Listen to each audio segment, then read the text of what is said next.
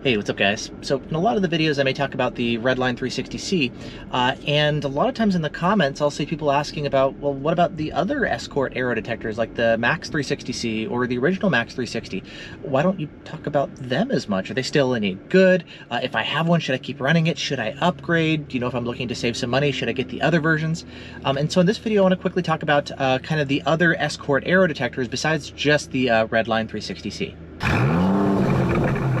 Now, first things first, the main reason why I tend to focus on the Redline 360C is I like the detectors with the best level of performance, and in general, I prefer the best versions of a variety of different products. That said, not everybody needs some of the features that the Redline 360C offers, and of course, it's an expensive detector at $750. And for that reason, it may make more sense to actually save some money and get something like the Max 360C. Maybe if you don't have Wi-Fi in your car and you don't need any of that, just get the original Max 360. There's also the Cobra DualPro 360, which I've been kind of running the past couple days, and this is even cheaper, $450. Sometimes it goes on sale for like $350, and you're like, okay, well at that price point, should you get this detector instead, you know? So I think there's reasons to get maybe some of the other detectors, so let's quickly talk about that here as well. Now, in general with the Redline 360C, again, as I mentioned earlier, the main reason that I like it is the longer range. You know, I've got kind of tough situations here, tough terrains with hills and curves and trees and all that kind of stuff. So for me, the extra range really does make a difference. And to have something like that, that could be the difference between getting a ticket or not, you know? So I find the extra range to be very important. Now that said, not everybody needs the extra range, especially if you've got a lot of constant on, or you've got maybe easier terrain with flat, long straightaways and stuff. You can totally get by with something like a Max 360C or a Max 360, you know? They don't have quite the range, but fine. And similarly with the RDD immunity, most of us in the US, we don't need a stealth detector. It's nice, but you don't necessarily need it, you know? So that's just kind of a bonus. Things like MRCD detection are now coming to the Maxes as well. And so for a lot of people, I mean, sure, the Maxes are fine, and to save, you know, $100 or $150, $200 could be actually a better choice. And for that reason, I think for some people, yeah, it makes sense to save the cash. Now, if we take a look at kind of more direct comparisons, I guess we can start with Max 360C versus Redline 360C. That's going to be the most direct comparison because they both have Wi-Fi, so they got the cloud stuff that just kind of works directly over the Wi-Fi hotspot in your car. And I like that since I've got Wi-Fi in my car. I'm not a big fan of Escort Live over Bluetooth. I find some connectivity issues. Sometimes it drops the Bluetooth connection while you're driving.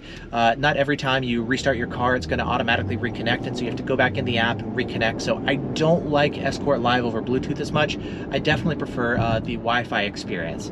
Plus the fact that you get, you know, automatic red light camera database updates like every Monday. And if there's new firmware updates, it just gets pushed into your car while you're driving. So I like it. I honestly thought it was a bit of a novelty, and especially before I had Wi-Fi in my car, I didn't think it was that big of a deal. But now that I do, it's a pretty nice kind of extra bonus. And so for that reason, I tend to gravitate towards the Wi-Fi versions of the detector, so Redline or Max 360C. Now the Redline, it's got the RDD immunity. For most people, who cares? It's got the longer range, which for me is really the main thing that I'm looking for. I believe the BSM filtering is also going to be a little bit better, which is nice too, but I honestly haven't run the Max 360C in a little while, so I don't have like a super awesome kind of mental head-to-head comparison, but in general, I think the Redline 360C should be better, especially with the latest update that just came out recently. Now, if you don't have Wi-Fi in your car, there's the original Max 360. Similar idea as the Max 360C. Little case design. I actually like the arrows probably best on the original Max 360. They're nice and bright, easy to read in the sunshine, and all the arrows are clustered together.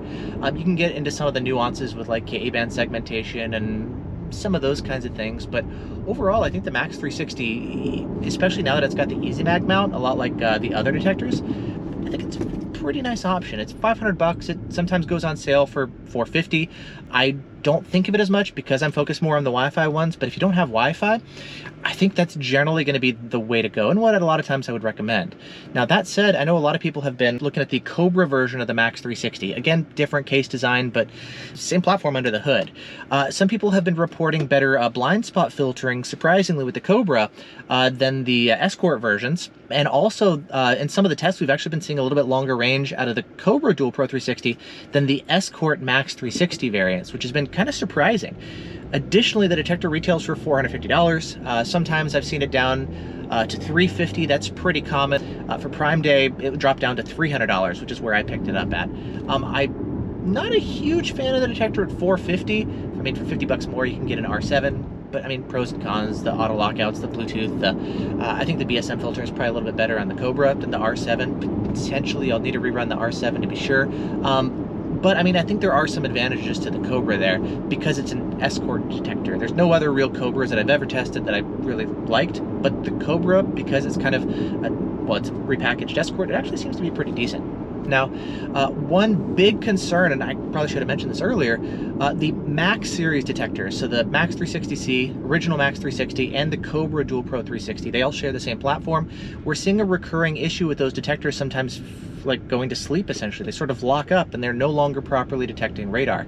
And that's been a concern. I've been seeing that happen with a variety of these different detectors. I think Escort has released like 2 different firmware updates for these detectors to try and alleviate this issue, and it does seem to make it less frequent, but it still seems like it still happens. And for me, that's a big concern if the detector is going to sleep and just could potentially not alert. I really don't like that. And that's also kind of then been a big hesitation in the back of my mind of running the Cobra or either the Escort Max 360 detectors. And so for that reason, I think the Redline is also going to be a little bit more stable. I don't think I've seen reported lockup issues with the Max, or sorry, with the Redline. And so I also prefer the Redline for that. But I mean, it's hard to like justify lockups, to be honest, and like recommend a detector that could be going to sleep.